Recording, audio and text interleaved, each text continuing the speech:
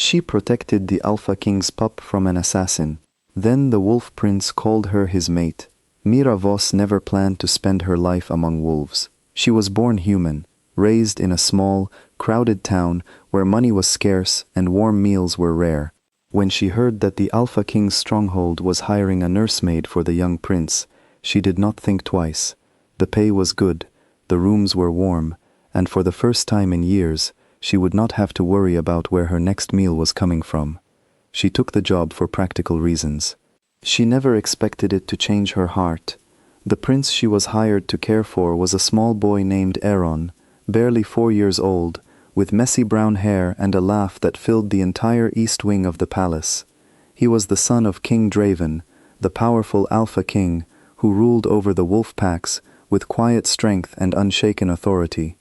Aeron was still learning to control his shifting, and more than once Mira found him tangled in his own oversized paws, tumbling across the garden grass with more energy than sense. At first, the wolves of the court did not know what to make of her. A human, walking freely through the halls of their king's home, trusted to care for the heir. Some whispered that it was strange, others said it was dangerous, but King Draven had chosen her himself after hearing of her calm nature and her patient hands, and once he made a decision, few dared question it. Mira ignored the whispers. She had a job to do, and slowly, without meaning to, she gave her whole heart to it. Her days were filled with small moments that mattered more than she expected. She taught Aeron how to tie his shoes, even though his paws made it difficult some mornings. She sang him old human lullabies before bed, songs he did not understand but always asked for again. She bandaged his scraped knees when he ran too fast down the stone steps, and she stayed by his side during thunderstorms when the sound of rolling thunder frightened him more than any monster ever could. Over time, Aeron stopped seeing her as just his nursemaid. He saw her as home, and somewhere along the way, without noticing exactly when it happened, Mira began to feel the same way about him. She often told herself it was simply her duty to protect him. But deep down, she knew it was more than that. She loved this small, clumsy, golden-hearted boy as if he were her own, and she would soon prove just how far that love could carry her. The night everything changed began like any other. The stronghold had settled into its usual quiet hours. Guards patrolled the outer walls, torches flickered along the stone corridors, and Mira had just finished tucking Aeron into his bed after a long day of playing in the gardens. She noticed nothing unusual at first. The palace was calm, the halls were still, and she assumed the guards were simply following their normal rounds. She did not know that at that very moment, a disturbance had been staged at the eastern gate, pulling several guards away from their posts. She did not know that someone had been planning this night for weeks, waiting for the perfect moment when the palace's attention would be divided. She woke suddenly, her body reacting before her mind fully understood why. A soft creak echoed through the nursery, the kind of sound a door makes when someone tries to open it slowly, carefully, without wanting to be heard. Mira's eyes opened in the darkness. Her heart began to pound. She saw a shadow standing near Aeron's bed, tall, silent, and holding something that caught the faint moonlight with a dangerous gleam. A blade. There was no time to think, no time to call for help, no time to consider the danger to herself. She moved on pure instinct, throwing her body between the intruder and the sleeping child. The knife meant for Aeron sliced across her shoulder instead, and pain exploded through her arm, sharp and burning, but she did not fall. She grabbed the first heavy object she could reach, an iron candlestick resting on the nearby table, and swung it with every bit of strength she had left. She screamed for the guards, her voice echoing down the corridor, desperate and full of fear, not for herself, but for the boy behind her. The assassin stumbled back from the impact, cursing under his breath, before turning and disappearing through the open window into the night. By the time the guards burst through the nursery door, weapons drawn and eyes wide with alarm, the intruder was already gone, swallowed by the darkness beyond the palace walls. Mira collapsed to the floor, blood soaking through her sleeve, her vision blurring at the edges.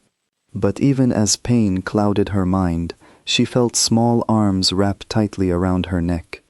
Aeron was crying, his little fists clutching her torn nightgown, refusing to let go even as the palace healers rushed in and tried gently to pull him away so they could tend to her wound.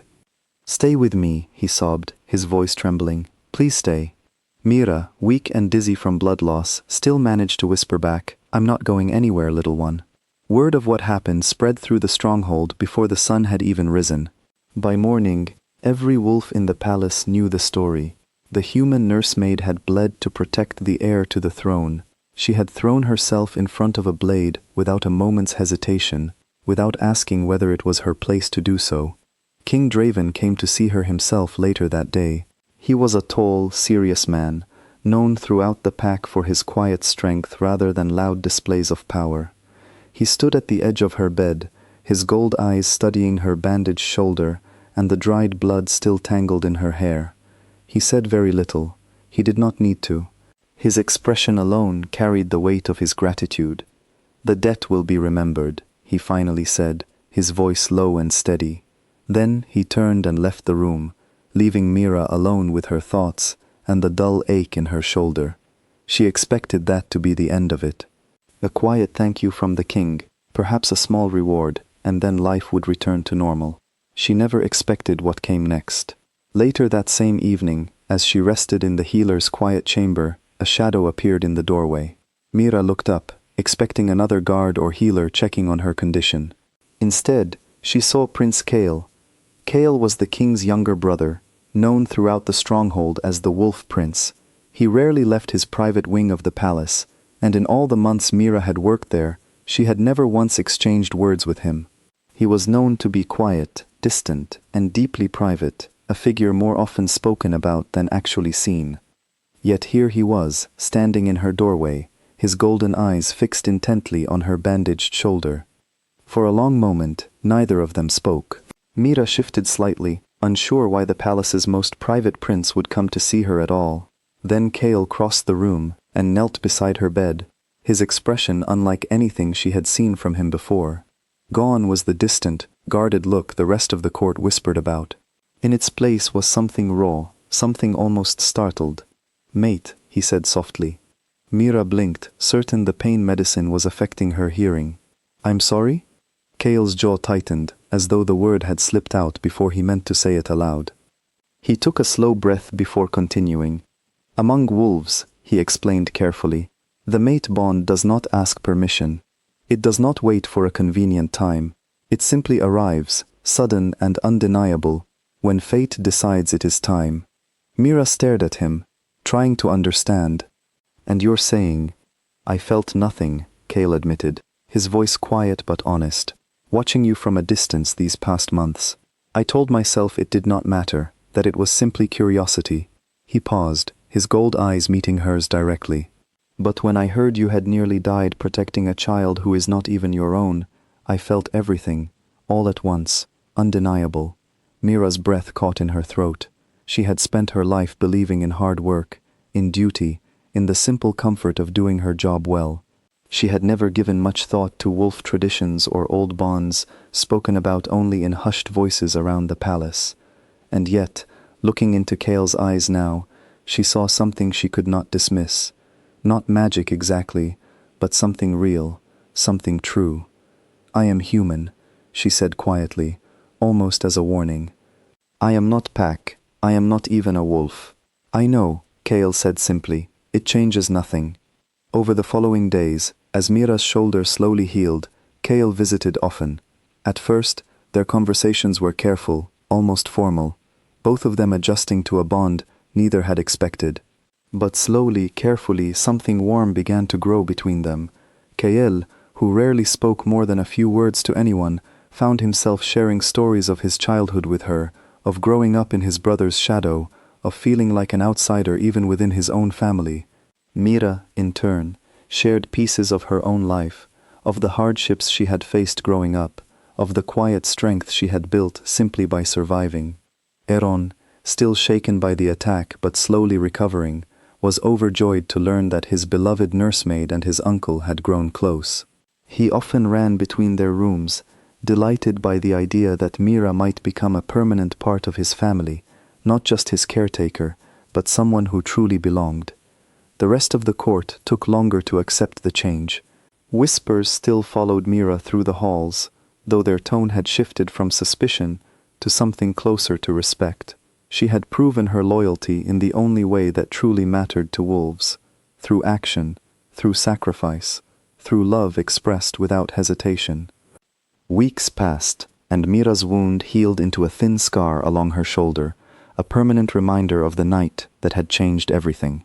She often found herself standing in the palace gardens in the early evenings, watching the sunset paint the sky in soft shades of orange and pink, Kale quietly by her side. One evening, as they stood together beneath the old oak tree at the center of the garden, Kale took her hand gently in his. "I know this is not the life you imagined for yourself," he said softly. "I know becoming part of a wolf pack, becoming my mate, is not something you ever planned." Mira smiled softly, looking up at him. "No," she admitted, "it wasn't. But neither was falling in love with a small boy who wasn't mine to love, and yet here I am." Kale's lips curved into a rare, gentle smile. "And here you are." She squeezed his hand.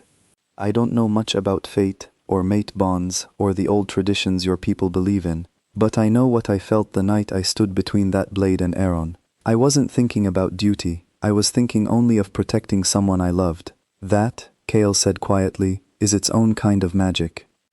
By the time winter arrived, the palace had changed in ways no one could have predicted. The human nursemaid who had once been an outsider, tolerated only because of the king's decision, was now the mate of the wolf prince, welcomed and respected throughout the stronghold. Eron, now recovering fully from the trauma of that night, often ran happily between Mira's chambers and Kale's, delighted that the woman who had once tucked him into bed now shared his family in an even deeper way. King Draven, watching from a distance as his brother and the woman who had saved his son grew closer each day, found himself nodding quietly in approval. He had always known Mira possessed a rare kind of courage. Now, he understood it ran deeper than mere duty. It was rooted in love, the truest form of loyalty any pack could ask for. As the pack gathered one cold winter evening to formally welcome Mira as Kale's mate, she stood before them all, her scarred shoulder a quiet testament to the night that had brought her here. She was still human, she would always be human, but standing beside Kale, surrounded by a family she never expected to have, she finally understood that courage does not ask what you are before it decides where to plant itself. It simply grows, wherever love allows it to take root. And in that moment, surrounded by wolves who had once doubted her, Mira knew without question that she had finally found exactly where she belonged.